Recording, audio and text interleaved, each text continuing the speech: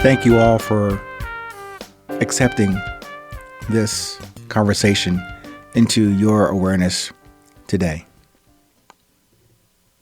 into your consciousness, subconsciousness, and interest in this topic called resilience.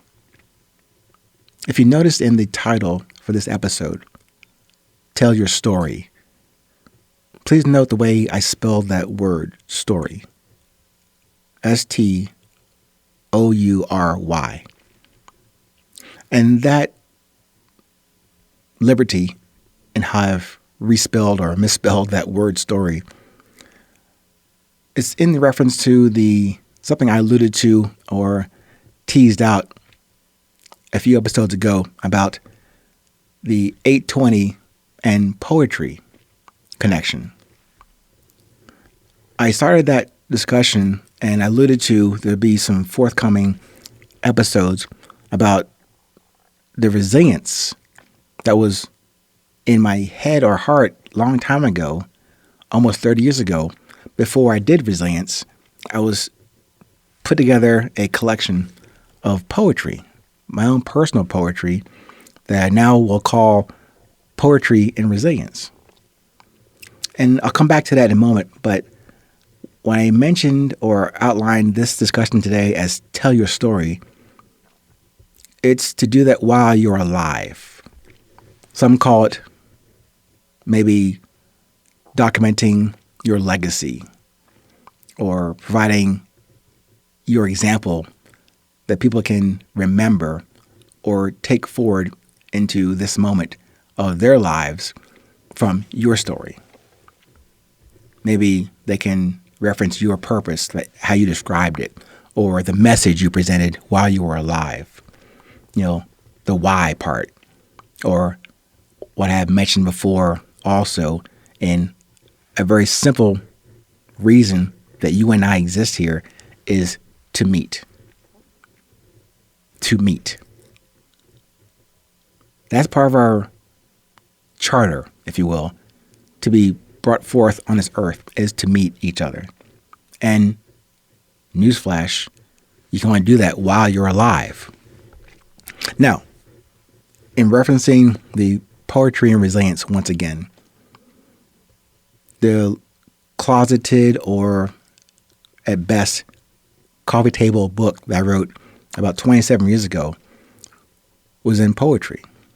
It was called A Little Deception Among Friends. Now, I kind of bumped back into that on my computer and my file somewhere on my computer on this book that I wrote. And thankfully, I had saved it as a file. But I only mention it today because that book, A Little Deception Among Friends, really now reminds me or tells me that was a precursor to resilience. And that's way before this 820 episode. And before all of the 820 enterprise, and way before even the book that generated the 820 enterprise, Resilience, the Beauty of Presence.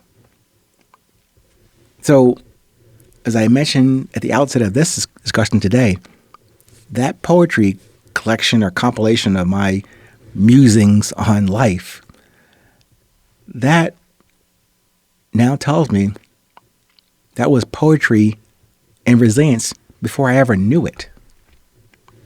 And that also, that revelation, recent revelation just last week or so about connecting poetry to resilience also has generated episodes forthcoming on mentorship and friendship. I may have touched on that before, but just keep in mind, I will come back to that, come forward with that in new episodes. But in relation to this discussion today about telling your story, I came across this either an email or a YouTube installment from Rashad Tabakawala. And forgive me for jacking up his name or her name, but Rashad Tabakawala. It was called Stories. Let me quote this from him. Stories. Joan Didion's most famous sentence might be, "We tell ourselves stories in order to live." In many ways, each of us is a compilation of stories.